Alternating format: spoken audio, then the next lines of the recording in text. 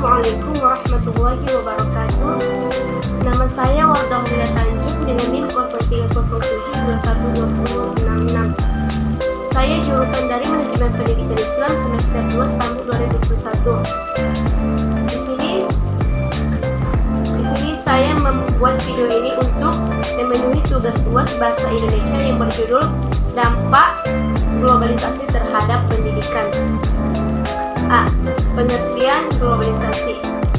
Globalisasi merupakan serapan dari kata globalization. Dan globalisasi adalah tersebar luasnya pengaruh ilmu pengetahuan dan kebudayaan yang ada di setiap penjuru dunia dan yang lain, sehingga tidak jelas batas-batas yang jelas dari suatu negara. B. Pengaruh globalisasi terhadap dunia pendidikan. Perkembangan dunia pendidikan di Indonesia tidak dapat dilepaskan dari pengaruh perkembangan globalisasi, di mana ilmu pengetahuan dan teknologi berkembangan pesat. Ketidaksiapan bangsa kita dalam mencetak sumber daya manusia yang berkualitas dan bermoral, yang dipersiapkan untuk terlibat dan berkiprah dalam kencang globalisasi, menimbulkan dampak positif dan negatif.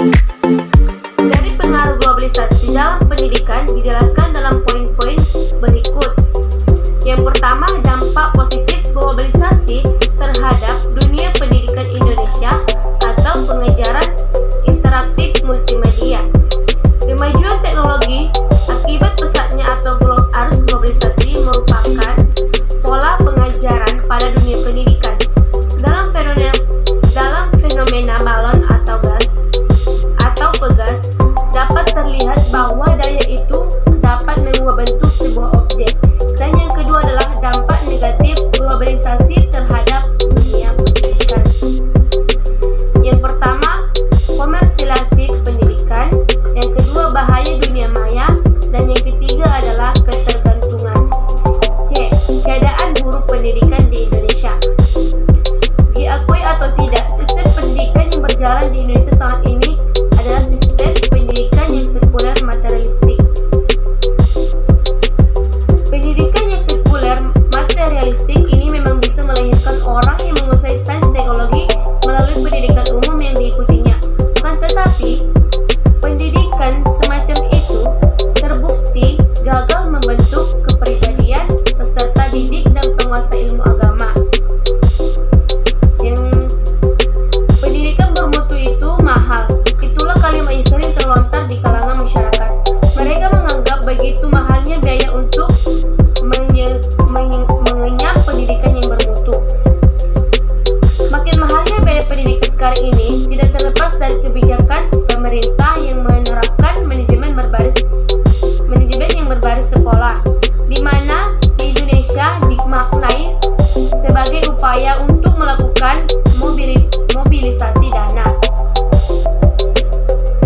Tesis akhirnya, bila sekolah selalu mengadakan drama tahun ajaran masuk dengan bentuk pendidikan diskriminatif sedemikian itu, pendidikan justru tidak bisa mencerdaskan bangsa.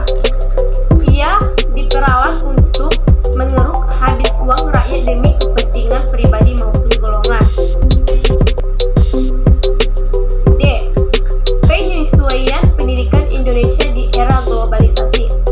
Dari beberapa takaran dan ukuran dunia pendidikan, kita belum siap menghadapi globalisasi.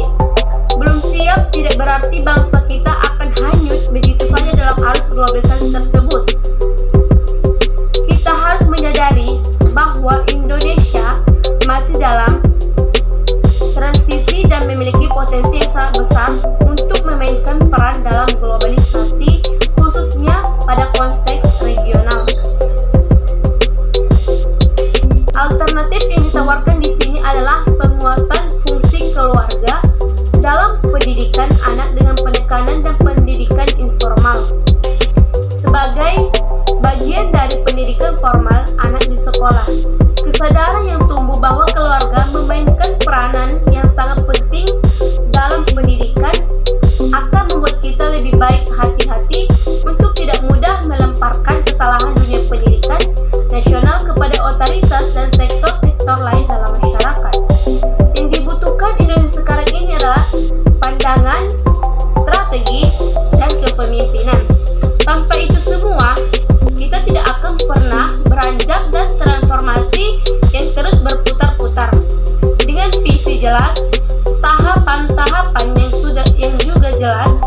dan komitmen semua pihak serta kepemimpinan yang kuat untuk mencapai itu.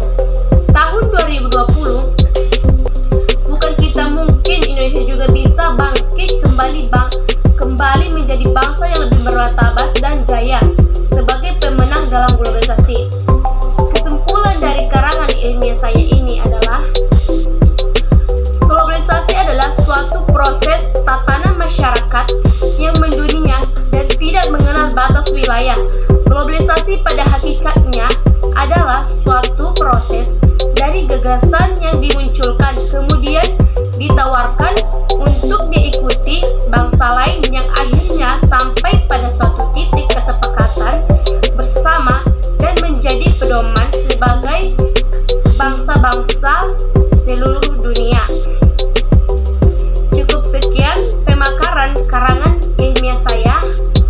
Saya sebagai manusia biasa banyak mempunyai kesalahan. Apabila dalam video ini saya banyak kesalahan, saya mohon maaf, dan semoga karangan ilmiah ini dapat berguna bagi saudara dan saudari semuanya.